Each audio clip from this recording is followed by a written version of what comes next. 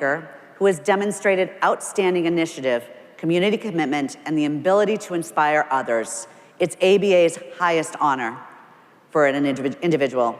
The winner of this year's award has been a tireless advocate for underserved communities. She single-handedly developed a new strategy for community giving at Centerville Bank in Rhode Island and launched the bank's long-term philanthropic program. Since 2018, she has directed multi-million-dollar investments from the bank's foundation to underserved communities, as well as partnering with youth service organizations and championing a culture of volunteerism throughout the entire bank, with 3,100 volunteer hours contributed from bank employees last year alone. Please join me in awarding Paola Fernandez of Centerville Bank in West Warwick, Rhode Island, the George Bailey Distinguished Service Award winner. Oh.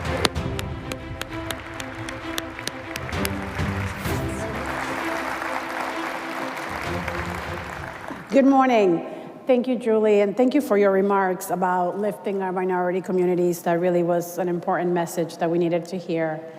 I am deeply humbled to stand before you today to accept the ABA Foundation's 2023 George Bailey Distinguished Community Service Award. Thank you to the American Bankers Association for this incredible recognition, and to my amazing colleagues at Centerville Bank for deeming me worthy and nominating for this incredible honor. The universe has a funny way of showing you and doing for you, and I fully understand that today in this moment. About 20 years ago, I found myself looking for a job, and I wasn't sure what I wanted to do, didn't really have a plan.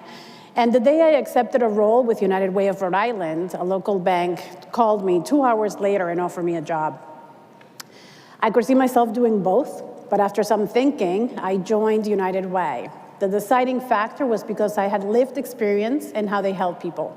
As an immigrant family from Argentina, my family needed help to get on our feet. And we received it from friends, family, our church, and organizations like United Way. After several years with the organization, I was starting to work on a project with banks and government leaders to engage the unbanked and underbanked communities. A lot of the work we were doing kept highlighting banks as a missing piece. The day we were supposed to host our first convening to begin this initiative, I went into labor with my daughter. She was early. When I returned from family leave, I was reassigned to a new project to help orchestrate a ballot advocacy campaign that would eventually secure $75 million in the development and preservation of affordable housing. It was a significant and meaningful project. The universe knew I was not ready to get into the banking conversation either at that time. I had so much to learn about the needs of underserved communities, such as the safety net, designed to help those in need, but one that mostly perpetuates a cycle of poverty. The cliff effect that keeps families from thriving. Understanding why people who don't have a strong safety net, like my family did, struggle to make ends meet and must make the very difficult choice of paying the electric bill or buying food, or bouncing a check just to get through a few more days. The struggles of paying rent, let alone purchasing an affordable home. This work fueled my passion to create programs and initiatives, and eventually led me to public policy, advocacy, and civic engagement. Then one day I received a call from a former lobbyist I met during my advocacy days.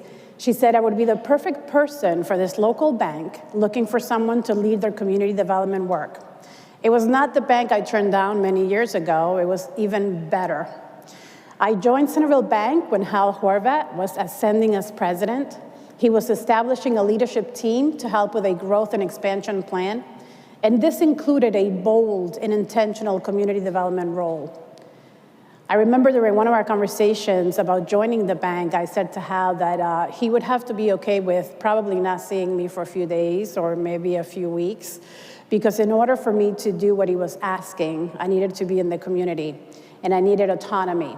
I had to be at tables and places that would allow me to explore opportunities to create impact. And that at some points, we may have some challenging or difficult conversations about where I wanted the bank to go. He agreed, although I think he probably was wondering, what am I getting myself into? But he let me really take on this role. And I know that he pays really close attention because he uses nonprofit jargon every now and then, like wraparound support services. Joining the team has been transformative and an incredible experience, and I'm thankful for the trust placed in me to represent the bank. In just 5 years, we've grown from 8 to 20 branches and loan offices, increased the workforce with incredibly talented individuals, more than doubled our investment in the community through our charitable foundation, and continue to deepen relationships for positive and long-term impact. I've learned that in the heart of every thriving community lies a steadfast pillar, the community bank. We're not just places to deposit money, we're engines that power community growth in the pursuit of progress with purpose. In all we do, we implement customer-centric approach. Customers are not just numbers. The personalized service, attention to detail, and willingness to go above and beyond creates lasting relationships built on trust and respect. My contributions in the banking industry were meant to be this time. The universe had it right. Because I now completely understand and embrace the responsibility bestowed upon me to help foster financial inclusion and promoting economic equality in this space. While I have the privilege of standing here today, I'm just one person among so many who believes in the power of community and the importance of giving back. This recognition is not just a testament to my efforts, but to the countless individuals who do this work every single day, and you just met a few of them a few minutes ago. Community development folks, you know who you are, I see you, it's hard work. I can say now that I have found my tribe at Centerville Bank. All that I've learned has led to this moment and is calling for us to continue our commitment to lift our community and to do more. Today, I consider all of you also part of my tribe, and I've learned so much in this conference. I'd like to leave you with a quote from, one of my favorite quotes from Cesar Chavez, and it says, "We cannot seek achievement for ourselves and forget progress and prosperity for our community. The fight is never about grapes and lettuce, it's always about people." Let's continue to inspire positive change, uplift one another, and build a future where our communities can only thrive. Thank you very much. Thank you so much. Thank you, Paola. And congratulations again to all of our amazing winners. And now, let's take a quick look at the power of membership